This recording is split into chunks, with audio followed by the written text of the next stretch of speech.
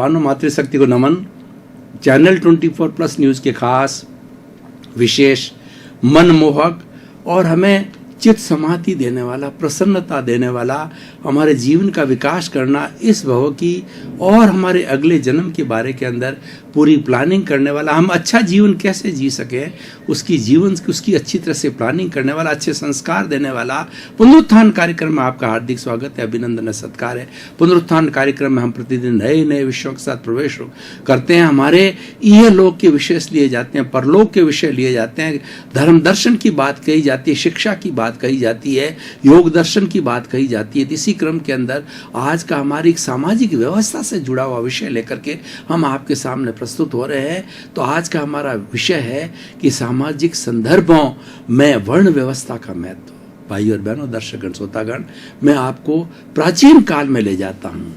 मैं उस जो है वेदों के अंदर ले जाता हूँ, वेदों के समय में ले जाता हूँ, जिसको कि वेद ईश्वर कृत माने जाते हैं और वो हमारे 5000 साल पुराने रिटन डॉक्यूमेंट है, ईश्वर कृत माने जाते हैं। और उसके अंदर पूरे जीवन जीने की सारी प्लानिंग बताई जाती है कि मनुष्य किस तरीके 84 लाख जीवा योनि प्राणी किस तरीके से अपना जीवन जीते हैं और उसमें प्रकृति क्या सहयोग करती है। प्रकृति की पूजा की जाती है। हमारे नदी नाले, वर्षा, जो पृथ्वी, जल, अग्नि, वायु, आकाश, जो 5 भूत जिससे सृष्टि बनी है, उन सब 5 भूतों की जो है उनके हर एक के अलग अलग अपने देवता होते हैं, उनकी पूजा की जाती है। तो ऐसा हमारा उसके बाद के अंदर जो वेदों के बाद में वेदांत आया, जिसको उपनिषद कहा जाता है, आरण्यक है, ब्राह्मण है और त्रिपिटक है और स्मृतियां हैं और जो है वो हमारे बहुत से जो है वो बौद्ध धर्म के ग्रंथ आए, जैन धर्म के ग्रंथ आए, आगम आए। इस तरीके से सभी चीज़ों का, सभी हमारे धार्मिक चीज़ों के अंदर जो है वर्ण व्यवस्था का जिक्र किया गया है। वर्ण व्यवस्था इज ए सेटअप और लिविंग इज गुड लाइफ। और हमारा समाज जो है ना, वो इन वर्ण व्यवस्था का आधार से कैसे ये व्यवस्था पक्ष है कि हमारा समाज अच्छी तरह से व्यवस्थित रूप से कैसे चले। This is allotment of the duties, किस व्यक्ति को क्या ड्यूटी करनी चाहिए, हर एक अपना अपना ड्यूटी का क्लासिफिकेशन किया गया है। तो उस वर्ण व्यवस्था का उस समय के अंदर तो वही महत्व था और उसी के अनुसार जीवन जीता था। हो सकता है कि आज जो हमारा जो धर्मनिरपेक्ष राष्ट्र बन चुका है, हमारा लोकतंत्र बन चुका है, लोकतंत्र के अंदर जात पात का इतना सवाल, वर्ण व्यवस्था जाति नहीं है। वर्ण व्यवस्था तो एक जो है कार्य करने का सिस्टम है, किस व्यक्ति को कार्य करना है, इसीलिए इसको हम जाति से नहीं जोड़ सकते हैं। तो ये भी सुंदर व्यवस्था आज के समय में भी अगर कोई व्यक्ति सोचे तो वो लागू हो सकती है। और जहां हम आज के हमारे संविधान में सर्वोदय की बात कही गई है कि सबका जो उदय होना चाहिए, सबको समान विकास के जो है साधन मिलने चाहिए, सरकार की ड्यूटी है, और सबको धार्मिक स्वतंत्रता होनी चाहिए। तो ये समाज का जो सेटअप है कि समाज किस तरीके से अलग अलग लोग किस तरीके से अपनी अपनी कौन व्यक्ति क्या ड्यूटी करेगा, उसकी व्यवस्था बनाई गई है। तो वर्ण व्यवस्था के अंदर 4 वर्ण बनाए गए हैं, ब्राह्मण, क्षत्रिय, वैश्य और शूद्र। ब्राह्मण जो कुल का व्यक्ति होता था वो ज्ञान का अर्जन करता था, और दूसरा क्या है, लोगों को शिक्षा देता था, वो ज्ञान को बांटता था, और वह उच्च विचारों वाला होता था और वह पूजनीय होता था। क्योंकि जो आत्मज्ञान को प्राप्त करता है वो ज्ञानार्थी व्यक्ति होता है, वो हमेशा पूजनीय होता है। क्योंकि जिस व्यक्ति को ज्ञान मिल जाता है उसको जो है हर चीज का समाधान मिल जाता है और उसको एक सिस्टम मिल जाता है जीवन कैसे जीना चाहिए। तो ब्राह्मण कुल को जो है वो इस तरीके से रूप से किया गया था, सारा ज्ञान से जुड़ा हुआ। और पहले हमारे जिस वक्त में स्कूलें वगैरह नहीं हुआ करती तो ब्राह्मण लोग पोशाले लगाते थे। पोशालों में ब्राह्मणों के पास के अंदर सभी जो है वर्ण के लोग जो है ना, क्षत्रिय है, वैश्य और शूद्र है, उसको पढ़ने के लिए जाया करते थे। और अपने अपने हिसाब से, जैसे कि जो क्षत्रिय होता था धनुर्विद्या और ये लड़ाई और ये अस्त्र शस्त्र की जो है उनको शिक्षा दी जाती थी, और जो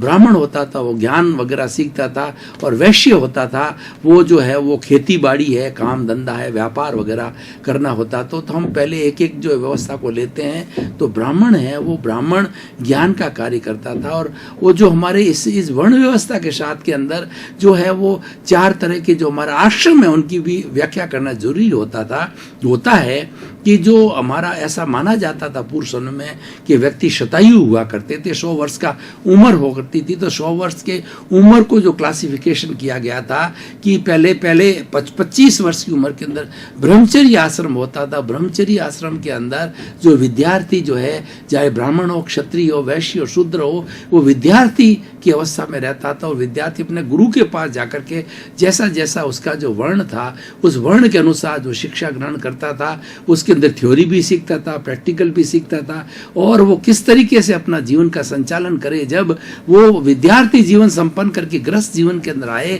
तो किस तरीके से वो फिट हो सकता है और किस तरीके से वो एक्सपर्ट हो सकता है, उसकी सारी विद्या जो है थ्योरी और प्रैक्टिकल 25 वर्ष की उम्र के अंदर सिखा दी जाती है। 25 वर्ष की उम्र के अंदर विनय है, गुरु के प्रति भक्ति करना, गुरु को प्रणाम करना और प्रकृति के करीब रहता है। इस तरह की सारी चीजें जो है वो सारे शेष के 75 वर्ष के लिए जीने के लिए उसकी सारी बातों का ज्ञान है। उसको जो है पहले ब्रह्मचर्य आश्रम में कराया जाता था, उसके अंदर विद्यार्थी ब्रह्मचारी के रूप में रहता था और वो सारी चीजों का वो ज्ञान सीखता था। दूसरा होता था ब्रह्मचर्य में गृहस्थ आश्रम होता था। 25 साल पूर्ण होने के बाद उसकी शादी कर दी जाती थी और 50 वर्ष की उम्र के अंदर बाल है, बच्चे हैं, उनको पढ़ाना है, लिखाना है, उनको तैयार करना है ताकि कि वंश परंपरा चलती रहे और ये संसार चलता रहे और एक के बाद एक होता रहे। तो अपने बच्चों को तैयार किया जाता था, उनको पैरों पर खड़ा किया जाता। 50 वर्ष की उम्र तक बच्चे प्राय अपने पैरों पर खड़ा हो जाते थे और मुख्य उद्देश्य जो है गृहस्थ आश्रम का ये होता था कि बच्चे जो है पैदा होने के बाद में उनको पैरों पर खड़ा करना बहुत ज़रूरी होता था। और उसके बाद के अंदर जो 75 साल की उम्र होती थी, 51 से 75 की, वो वानप्रस्थ जीवन होता था। वानप्रस्थ का अर्थ होता है कि घर में रहते हो, घर से दूर है, यानी वो समाज के काम के लिए उसके ऊपर 4 तरह के ऋण हैं। देव ऋण है, पितृ ऋण है और दूसरा क्या है, गुरु ऋण है और समाज ऋण है। 4 तरह के ऋण होते हैं। ऋण को उतारने के लिए वानप्रस्थ जीवन सबसे अच्छा जीवन होता है क्योंकि उसमें व्यक्ति को समय मिल जाता है समाज की सेवा करने का, अपने माता पिता की सेवा करने का, गुरु की सेवा करने का। वो थोड़ा जो संसारिक जिम्मेवारी से मुक्त हो जाता है और वो वानप्रस्थ जीवन एक बहुत अच्छा एक मध्यम मार्ग है कि वानप्रस्थ जीवन में मनुष्य अपने जीवन की सार्थकता कर लेता है कि मेरे को सिर्फ संसारिक जीवन ही नहीं जीना, मेरा समाज के प्रति भी वो दायित्व और वो दायित्व 75 वर्ष की उम्र के अंदर पूरा करता था। वो परोपकार करता था, समाज की सेवा करता था, तन से करता था, मन से करता था, धन से करता था और उसका अधिकतम पूरा समय संसारिक घर में रहते हुए भी सारी संसारिक जिम्मेवारियों से मुक्त होने के बाद भी वो सारा समय जो है वो समाज की सेवा में लगाता। और उसके बाद के अंदर 75, आजकल तो 100 वर्ष की उम्र होती नहीं है, आजकल संन्यास आश्रम और संन्यास का जहाँ तक संबंध है, हमारी बहुत सी जो धार्मिक परंपराएं मानती है कि 9 वर्ष की उम्र के बाद में धार्मिक स्वतंत्र है व्यक्ति को, वो पूर्ण सन्यासी 9 वर्ष का बच्चा भी पूर्ण संन्यास ले सकता है। लेकिन पहले जो ये क्रमबद्ध चलता था कि जब 75 साल का हो जावे तो वो संन्यास को ग्रहण करे, यानी वो अपने घर से भी रिश्ता छोड़ करके और वो एकांत में जाकर के धर्म ध्यान करे, अपना आत्मा का सुधार करे और आत्मा का उत्थान करके वो संन्यास आश्रम कहा जाता। इस तरीके 4 आश्रम थे। तो ये 4 आश्रम भी जो है हमारे इससे जुड़े हुए हैं वर्ण व्यवस्था से, इसीलिए मैंने उसका जिक्र किया है। तो पहला जो ब्राह्मण है, ब्राह्मण जो वर्ण है, दूसरा क्षत्रिय वर्ण होता था। क्षत्रिय वर्ण, क्षत्रिय का ये कर्तव्य होता था कि हमारे जो पूरे समाज के भीतर, देश के भीतर, राज्य के भीतर जितनी सुरक्षा की व्यवस्था है, लड़ाई है, झगड़े हैं, टंटे हैं, किसी को फोर्स करना, क्योंकि समाज में कई तरह के लोग होते हैं, आतंकवादी भी होते हैं और ऐसा कहा जाता है कि जो लोग लातों के देव होते हैं वो बातों से नहीं मानते, वहाँ क्षत्रिय काम में आता है, उनको फोर्सफुली बनाया जाता है। वहाँ पर जो आज जिसका रूप आज हम देख रहे हैं समाज में, पुलिस है, सेना है, BSF है, तो इस तरीके से कमांडो है, ये इस तरीके से वो फोर्सफुली जो है व्यक्ति नियंत्रण के अंदर रहता है। तो इस तरीके से ये जो क्षत्रिय होता है, जो बाहरी और भीतरी जो हमारी सीमा है, टेरिटोरीज है, उनको सुरक्षित रखना, भीतर जो है हमारे लोगों के बीच में अशांति नहीं फैलावे, कुछ जो है बैड एलिमेंट्स है, जो सामाजिक तत्व है, वो लोग सिर ऊंचा नहीं कर ले और वो बुराइयां पैदा नहीं करके उनको वो नियंत्रण करते हैं, वो क्षत्रिय कहलाता है। और उसके बाद में होता है वैश्य कहलाता है। वैश्य जो है व्यापार का काम करते हैं, लेन देन का कार्य करते हैं, खेती का करते हैं, वो वो मतलब जो है वो मसी यानी वो कलम के धनी होते हैं। कलम के साथ में वो जो है वो कोई चीज को व्यापार करना होता है, एक चीज को खरीदना, दूसरी चीज को बेचना और उसका सारा जो है वो पूरा हिसाब किताब रखना है, ये वैश्य लोग किया कहा जाते हैं, जिसको बाद में बढ़िया कम्युनिटी भी बोला गया है। और ये सारा वैश्य उसका काम करता है। ये लोग पढ़े लिखे होते थे और ये जो हमारे जीवन की रोजमर्रा की जो चीजें हुआ करती थी, पहले बैंक भी नहीं हुआ करते थे पुराने जमाने के अंदर, वैश्य लोग होते थे। तो दूसरी जो कौम होती थी हमारी, ब्राह्मण है, क्षत्रिय और शूद्र है, उन सब को व्यापार, उनकी घरेलू संबंधी की सारी समस्याओं का लेन देन का काम है, उनको देना और वापस उनसे जो है उनका जो कृषि करने वाला हो, तो कृषि की पैदावार है तो वो वैश्य लोग लिया करते थे। और वो सारा हिसाब किताब रखने वाला जो है व्यापार करने वाला वर्ग होता था, वैश्य कहलाता था। क्यों ये भी बहुत जरूरी है, क्योंकि हमारी सामाजिक व्यवस्था के लिए व्यापार और उसका लेन देन का कार्य का ध्यान रखना भी जरूरी होता है। सभी अगर क्षत्रिय हो जाएंगे, लड़ाई झगड़े और टेरिटरी पे चला जाएंगे, तो समाज के अंदर हमारे ग्रस्त जीवन को कौन चलाएगा। और सारे ब्राह्मण हो जाएंगे ज्ञान देने वाले के लिए, तो ब्राह्मणों के पास में धन नहीं होता है, वे तो मांग करके अपना सारा काम चलाते हैं। वो लोग पैसे का अर्जन नहीं करते हैं, वो तो सिर्फ ज्ञानार्जन करते हैं और ज्ञान को बांटते हैं। वो सरस्वती के पुत्र कहलाते हैं और वो इसके लिए पूजनीय हुआ करते हैं, वो ज्ञानी होने के कारण ही। तो उन सब का कारोबार चलाने के लिए ये वैश्य व्यवस्था हुआ करती। शूद्र व्यवस्था का अर्थ होता है हमारे समाज के अंदर जितनी भी सफाई की व्यवस्था होती है, क्योंकि घर होता है, मोहल्ला होता है, परिवार होता है, वहाँ व्यक्ति रहता है, जहाँ पे गंदगी भी हो जाती है, पेड़ पौधे होते हैं, पेड़ पौधों के पत्ते भी गिरते हैं, और जब जो जोर से जो आंधी चलती है उस वक्त भी इधर उधर की चीज आ जाती है, यानी थोड़ी अशुद्धि जो पैदा हो जाती है, मनुष्य भी अशुद्धि करता हूँ। सबकी सफाई करने के लिए शुद्र हुआ, वो सर्विस क्लास कहा जाती है, वो सहायता के लिए होता है। हालांकि वो सबको समान, ये जो हमारी वर्ण व्यवस्था के अंदर ब्राह्मण, क्षत्रिय, वैश्य, शूद्र है, सब जो है वो रेस्पेक्ट की दृष्टि से समान होते थे, कोई ऊंचा नीचा नहीं था। और ऐसा भी कहा जाता हमारी भारतीय संस्कृति के अंदर, कोई भी काम है वो छोटा नहीं होता और कोई काम बड़ा नहीं होता है। घर में जैसे झाड़ू लगाना, वो पोछा करना, वो भी काम है, वो भी करने वाला सम्मानीय और व्यक्ति को करना चाहिए। उसका खुद का हर एक कार्य व्यक्ति को छोटा मोटा वो खुद करना चाहिए। इसलिए काम कोई छोटा बड़ा नहीं होता है, छोटे बड़े सब काम को एक सा महत्व देना चाहिए और व्यक्ति को भी कोई बहुत बड़ा महत्व नहीं दिया जाना चाहिए, क्योंकि सभी अपना अपना काम करता है। ऐसा नहीं है कि शूद्र तो छोटा व्यक्ति हो गया, निम्न व्यक्ति हो गया। और ये बात के अंदर ये खराबा क्यों हुआ, और ये शेड्यूल कास्ट और उनके रिजर्वेशन की व्यवस्था क्यों हुई, कि हमारी जो शुद्ध वर्ण व्यवस्था का कॉन्सेप्ट था वो जाति पर चला गया। जातिगत होने के कारण ये सारा जो है मामला गड़बड़ा गया, और फिर जो है दलित वर्ग बन गया और स्वर्ण कास्ट, और जो है वो दूसरी शेड्यूल कास्ट बन गई। ये सब कास्ट सिस्टम है, ये कास्टिज्म बहुत बुरा है। और ये कास्टिज्म का जो है हमारे जो देखिए भारतवर्ष के अंदर जो वैदिक परंपरा थी, उसके विरुद्ध के अंदर जो दो बड़ी परंपराएं खड़ी हुई, जैन और बौद्ध, उन्होंने जातिवाद के ऊपर प्रहार किया। उन्होंने कहा कि व्यक्ति जन्म से मान होता है, और व्यक्ति जो है वो जन्म से मान नहीं होता है, कर्म से मान होता है। जाति में, उच्च जाति में जन्म लेने से नहीं होता है। उसका व्यवहार अच्छा होना चाहिए, उसका आचरण अच्छा होना चाहिए, और उसका जो कैरेक्टर अच्छा होना चाहिए, वही व्यक्ति पूजनीय, चाहे वो किसी भी वर्ण का हो, ब्राह्मण हो, क्षत्रिय हो, वैश्य हो, शूद्र हो, लेकिन उसका आचरण अच्छा है तो वो अलग एक ब्राह्मण भी है, और वो चंडाल का काम करता है, वो क्रोधी है, और वो उसका कैरेक्टर लूज का व्यक्ति है, तो वह व्यक्ति पूजनीय है। किसी भी वर्ण व्यवस्था के अंदर कैरेक्टर को सबको जो है ऊंचा स्थान दिया गया है और सबको बराबर महत्व दिया गया है। कोई काम छोटा बड़ा नहीं है, तक व्यवस्था की गई है। हमारे घरों में भी देखिए अलग अलग व्यवस्था होती है। जो सीनियर सिटीजन होते हैं वो लाइट वर्क करते हैं, और जो यंग लोग होते हैं वो हैवी वर्क करते हैं, और वो लेडीज होती है वो अपना अपना घर का काम करती है, और जो युवा लोग होते हैं वो कमाने का काम करते होते हैं, बच्चे होते हैं वो पढ़ने का काम करते हैं। ये अपनी अपनी व्यवस्था है, क्योंकि जहाँ समाज होता है वहाँ अगर व्यवस्था पक्ष सही नहीं होता तो समाज में संतुलन नहीं रहता और समाज अच्छी तरह से नहीं चल सकता। इसीलिए कोई भी कार्य करने के लिए हमें व्यवस्था पक्ष पर भी बहुत सोचना है। तो वर्ण व्यवस्था एक व्यवस्था पक्ष, एक मैनेजमेंट है, और मैनेजमेंट की दृष्टि से बड़ी बताई गई है, और इसीलिए चारों जो हमारी वर्ण व्यवस्था है उसका बहुत ही बड़ा महत्व होता। अब मैं ये कहना चाहता हूँ कि इस व्यवस्था का आज क्या महत्व है, आज क्या है। अगर ये सारा कास्टिज्म को छोड़ दीजिए, आप कास्ट को अलग कर दीजिए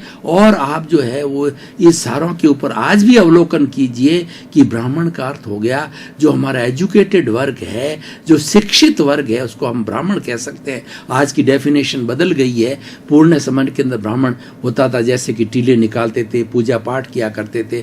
आज मान लीजिए कि हम एजुकेशन के ऊपर जाएं, जो जितने जितने अच्छे एजुकेशनिस्ट है, हमारे इंजीनियर है, डॉक्टर है, चार्टेड अकाउंटेंट है, और जो सारा जो समाज के अंदर शिक्षा का कार्य करते हैं उसको हम ब्राह्मण की संज्ञा दे सकते हैं। हमें ब्राह्मण कहने की आवश्यकता नहीं है, हम उसको कैटेगराइज कर सकते हैं उसकी दर से। और क्षत्रिय का अर्थ होता है जो हमारे सेनाएं हैं, जितनी हमारी पुलिस है, बीएसएफ है, हमारा कमांडो है, हमारे जितने भी रेजिमेंट्स हैं उनको हम क्षत्रिय की श्रेणी में दे सकते हैं। मैं फिर आपको कहना चाहता हूँ इसको जातिवाद से नहीं जोड़े कि क्योंकि आज हिंदुस्तान के अंदर सबसे खराब है वही जातिवाद ने किया। और ये जातिवाद जो खड़ा किया गया, जहर जो घोला गया है, जातिवाद के स्वार्थी तत्वों ने जोड़ा है, ये राजनीतिज्ञों ने जोड़ा है, इसको जो वोट की नीति से जोड़ा गया। आज भी ये जातीय समीकरण की बात चलती है। जब कभी किसी को टिकट दिया जाता तो जातीय समीकरण की बात कही जाती है, वोट लिए जाते हैं तो जातीय समीकरण की बात की जाती है, उनको फुसलाया जाता है, उनको प्रलोभन दिया जाता है।